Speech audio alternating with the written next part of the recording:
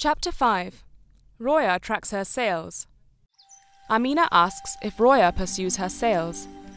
Tracking your sales means looking at how many order payments you receive per month, per shopkeeper, or per product, says Amina. The information you get from sales tracking tells you if your business is growing or not, so you know if you are making good business decisions. It also helps you plan production and promotional activities to improve your business.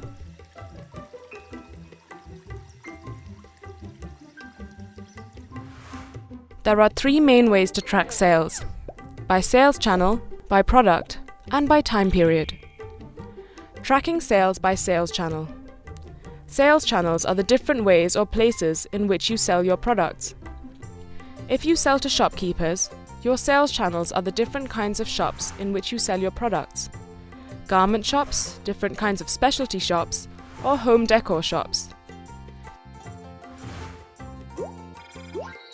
If you sell to other people who resell your products, your sales channels might be producers with larger businesses,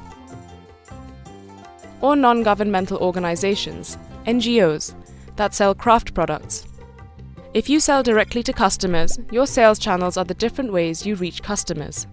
They may be personal recommendations, women's markets, neighborhood groups, or exhibitions. Amina draws a chart in Roya's notebook. Let's track your sales by channel, she says. She asks Roya to list the shopkeepers she works with. She then asks Roya to list the customers to whom she sells and group them by sales channel or by the way she sells to them. She writes the months of the year across the top of the chart. Together, they review each of Roya's orders from the past year and use the payment information to fill out the chart.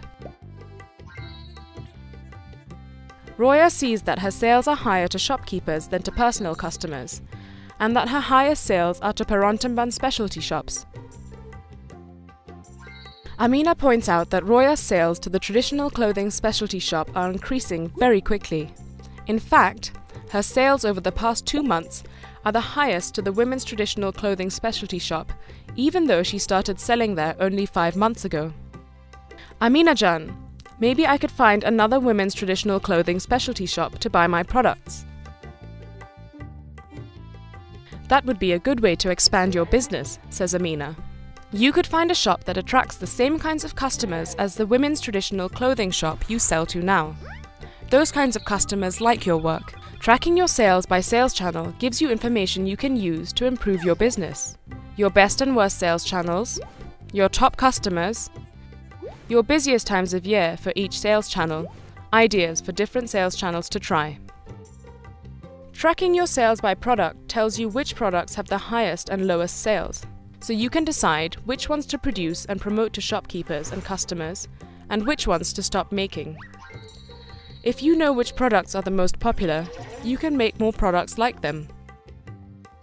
Amina explains that to track your sales by product, you calculate your monthly sales for each product.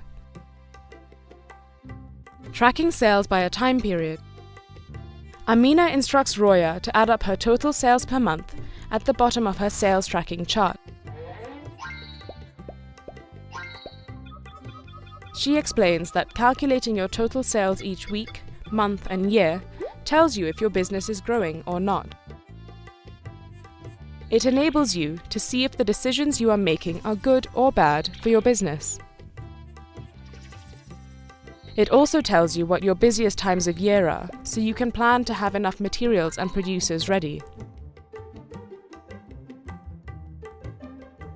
Now that you are tracking your sales, Roya Jan, you can measure your business's growth year to year, says Amina.